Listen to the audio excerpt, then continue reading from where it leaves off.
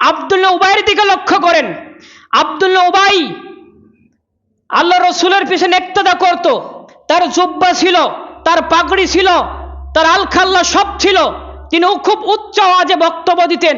তার বক্তব্য শুনে মানুষ অবাক হয়ে যেত যে আব্দুল্লাহ উবাই কি বক্তব্য দেয়। কিন্তু তার স্থান কোথায়?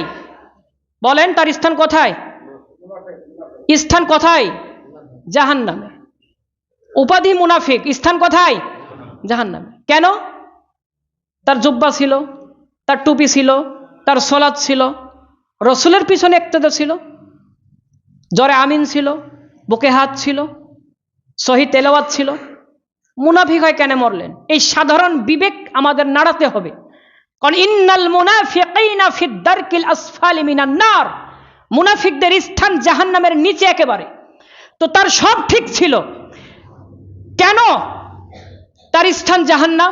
কারণ আল্লাহ রসুলের পিছনে ইক্তেদা করত মসজিদের ভেতরে, আর বাইরে রাজনৈতিক নেতা মানত আবু জাহেলকে। কথা বুঝতে পেরেছেন?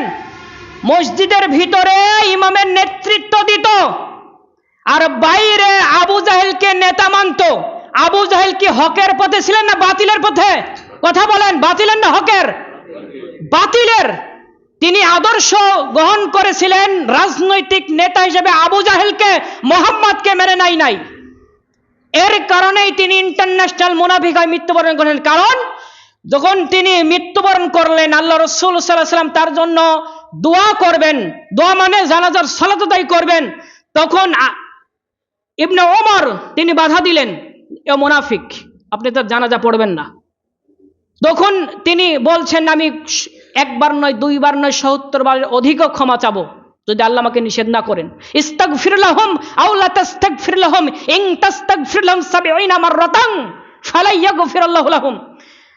হে নবী, তুমি একবার নয়, দুইবার নয়, এরকম ৭০ বারের অধিক যদি তুমি তার জন্য ক্ষমা প্রার্থনা করো, ইয়াগফির লাকুম লা ইয়াগফির লাহ, আমি তাকে ক্ষমা করব না। কারণ যালিকা বিআন্নাহুম কাফারু বিল্লাহি ওয়া রাসূলি, মৃত্যুর পর আল্লাহ আয়াত নাজিল করলে তার গোমর ফাঁস করলেন। এর আগে আয়াত নাজিল করেন নাই। মৃত্যুর পর বলছেন যালিকা বিআন্নাহুম কাফারু বিল্লাহি ওয়া রাসূলি, হে নবী, আপনার সাথে আর আমার সাথে সে কুফরি করেছে। সে আমার সাথে আর আপনার সাথে কুফরি করেছে, মুনাফিকি করেছে, এর জন্য আমি তাকে ক্ষমা করব না। এর পরবর্তীতে কোন মুনাফিক যদি মৃত্যুবরণ করে, তার জানাজাতে আপনি শরীক হবেন না। তার সব ঠিক ছিল, জাহান্নামে কেন গেল? দুইটা কারণ। তিনি আল্লাহ রসুলের সাথে কুফরি করেছে। কি কারণ? যে জিহাদের ময়দানে ৩০০ সাহাবা নিয়ে ভেগে পালিয়েছিলেন। সাহাবাদের বলেছেন যে আমরা যদি জিহাদে যাই, নবী সাহাবা সবাই যাচ্ছে, তাহলে সবাই যদি আমরা শহীদ হয়ে যাই, পরবর্তীতে মদিনা চালাবে কে? এইভাবে বুঝ দিল সাহাবাদেরকে যে তোমরা আমাদের সাথে চলো, যদি তারা মারা যায় পরবর্তীতে আমরা দেশ চালাবো। তখন আল্লাহ রাসূল সাল্লাল্লাহু আলাইহি ওয়াসাল্লাম এরা জিহাদে চলে গেলেন, আর মুনাফিক আব্দুল্লাহ উবাই ৩০০ সাহাবা নিয়ে ভেগে পালিয়েছেন। ভাগানোর কি কথা ছিল? আল্লাহ রসুলের অর্ডার কি ছিল? জিহাদের ময়দানে যাওয়া, আর এদিক থেকে পিছন থেকে পালিয়ে গেছে। তার মানে আল্লাহ রসুলের সাথে কুফরি করেছে, আল্লাহর বিধানের সাথে কুফরি করেছে। যালিকা বিআন্নাহুম কাফারু বিল্লাহি ওয়া রাসূলি।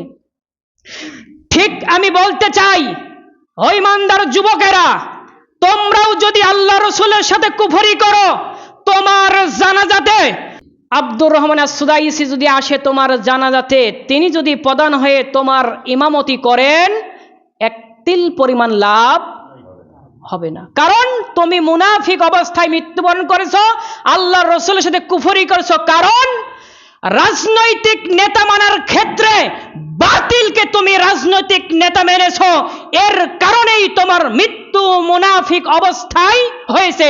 উদখুলু ফিস সিলমি কাফা, ইসলামে পরিপূর্ণ প্রবেশ করো।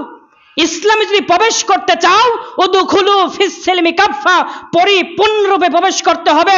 আর রাসূলকে যদি মেনে নিতে হয়, ফাত্তাবিউনি, পরিপূর্ণ রসুলকে মেনে নিতে হবে। এই রসুলকে পরিপূর্ণ মেনে নিয়ে যদি তোমার নেতা আদর্শবান হতে পারে, তোমার নেতা কোরআন দিয়ে দেশ চালাতে পারে, তোমার নেতা নবীর তরিকা গ্রহণ করতে পারে, তাহলেই তোমার নেতাকে তুমি অনুসরণ করতে পারবে রাজনৈতিক নেতা হিসাবে।